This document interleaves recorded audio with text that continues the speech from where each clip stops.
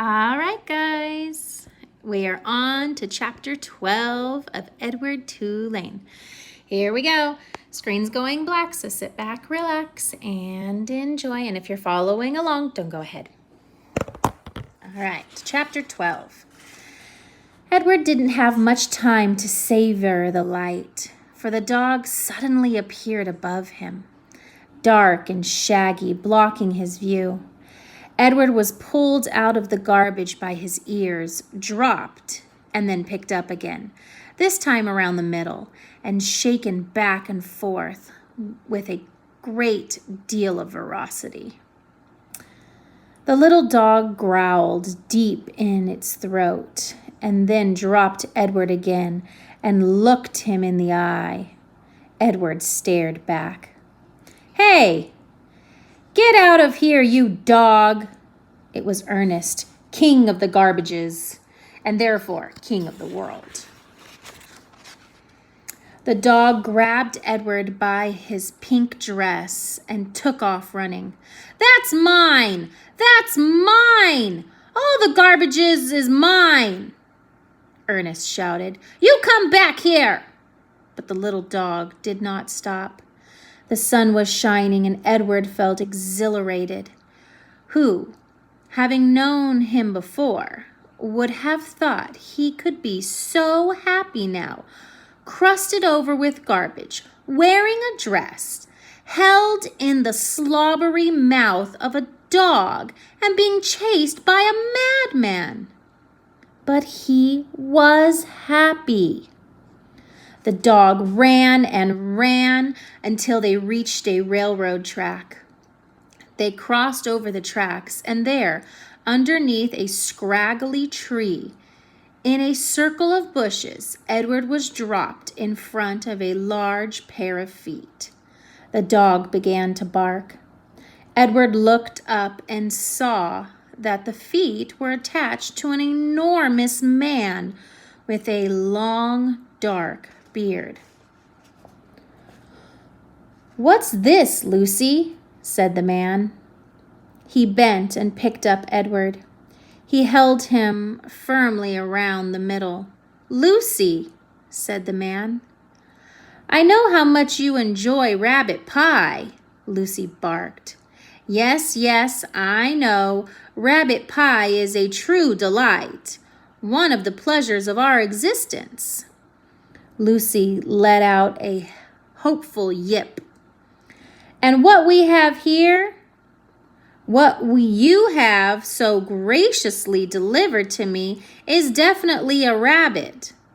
But the best chef in the world would be hard-pressed to make him into a pie," Lucy growled. "This rabbit is made of china, girl." The man held Edward closer to him. They looked at each other in the eye. Excuse me. "You're made of china, aren't you, Malone?" He gave Edward a playful shake. "You are some child's toy, am I right? And you have been separated somehow from the child who loves you." Edward felt again a sharp pain in his chest. He thought of Abilene. He saw the path leading up to the house on Egypt Street. He saw the dusk descending and Abilene running toward him. Yes, Abilene had loved him. "So, Malone," said the man. He cleared his throat. "You are lost. That is my guess. Lucy and I are lost too." At the sound of her name, Lucy let out another yip. "Perhaps," said the man, "you would like to be lost with us. I have found it much more agreeable to be lost in the company of others. My name is Bull. Lucy, as you may have surmised, is my dog. Would you care to join us?" Bull waited for a moment, staring at Edward, and then, with his hands still firmly around Edward's waist, the man reached one enormous finger up and touched Edward's head from behind. He pushed it so it looked as if Edward were nodding his head in agreement. "Look, Lucy, he is saying yes," said Bull. "Malone has agreed to travel with us. Isn't that swell?" Lucy danced around Bull's feet, wagging her tail and barking. And so it was that Edward took to the road with a hobo and his dog. Chapter 13. They traveled on foot. They traveled in empty rail cars. They were always on the move. "But in truth," said Bull, "we are going nowhere. That, my friend, is the irony of our constant movement." Edward rode in Bull's bedroll, slung over Bull's shoulder, with only his head and ears sticking out. Bull was always careful to position the rabbit so that he was not looking down or up, but was instead forever looking behind him at the road they had just traveled. At night, they slept on the ground under the stars. Lucy, after her initial disappointment about Edward being unfit for consumption, took a liking to him and slept curled up beside him. Sometimes she even rested her muzzle on his china stomach, and then the noises she made in her sleep, whimpering and growling and chuffing, resonated inside Edward's body. To his surprise, he began to feel a deep tenderness for the dog. During the night, while Bull and Lucy slept, Edward, with his ever-open eyes, stared up at the constellations. He said their names, and then he said the names of the people who loved him. He started with Abilene, and then went to Nellie and Lawrence, and from there to Bull and Lucy, and then again with Abilene. Abilene, Nellie, Lawrence, Bull, Lucy, Abilene. "See," Edward told Pelagwina, "I am not like the princess. I know about love." There were times, too, when Bull and Lucy gathered around a campfire with other tramps. Tramps means beggars or the homeless. Bull was a good storyteller and an even better singer. "Sing for us, Bull," the men shouted. Bull sat with Lucy leaning against his leg, and Edward balanced on his right knee, and he sang from somewhere deep inside himself. Just as Edward could feel Lucy's whimpers and growls resonate through his body at night, he could also feel the deep, sad sound of Bull's songs move through him. Edward loved it when Bull sang, and he was grateful to Bull, too, for sensing that the dress was not the right kind of clothing for Edward. "Malone," said Bull one night, "it's not my desire to offend you or to comment negatively on your choice of garb." Garb means clothing. "But I am forced to tell you that you stick out like a sore thumb in that princess dress. And also, again, with no wish to offend you, that dress has seen better days." Nellie's beautiful dress had not fared well at the dump, and in its subsequent rambling with Bull and Lucy. It was so torn and dirty and full of holes that it barely resembled a dress anymore. "I have a solution," said Bull, and I hope that it meets with your approval."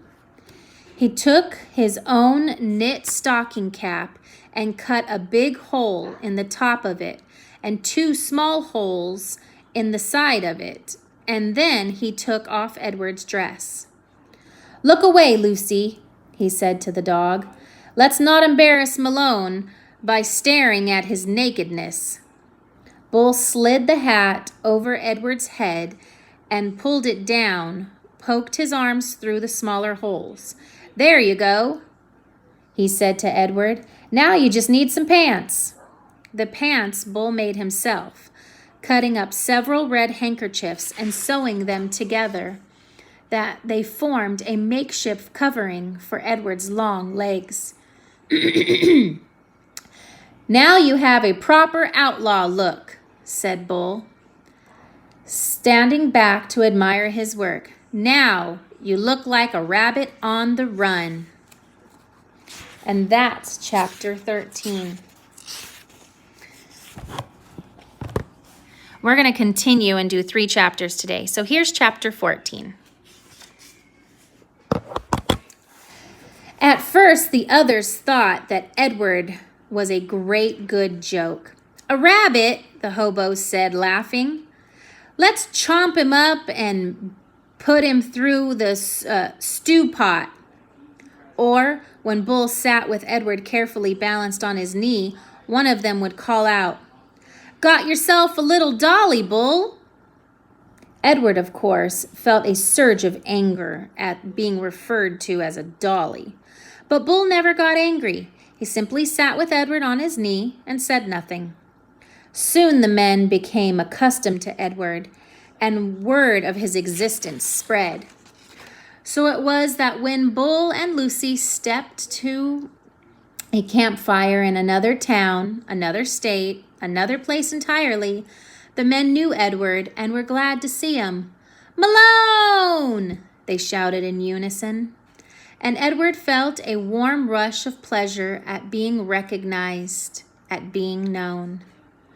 Whatever it was that had begun in Nellie's kitchen, Edward's new and strange ability to sit very still and concentrate the whole of his being on the stories of another became invaluable around the hobo campfire. "Look at Malone," said the man named Jack one evening. "He's listening to every dang word." "Certainly," said Bull. "Of course he is." Later that night, Jack came and sat next to Bull and asked if he could borrow the rabbit. Bull handed Edward over, and Jack sat with Edward upon his knee. He whispered in Edward's ear.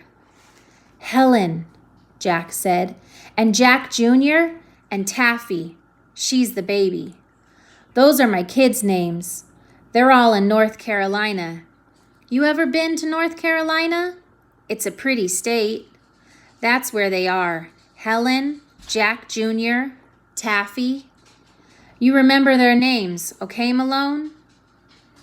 After this, whenever Bull and Lucy and Edward went, some tramp would come take Edward aside and whisper the names of his children in Edward's ears.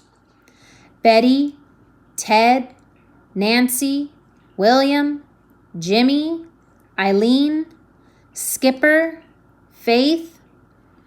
Edward knew what it was like to say over and over again the names of those you had left behind.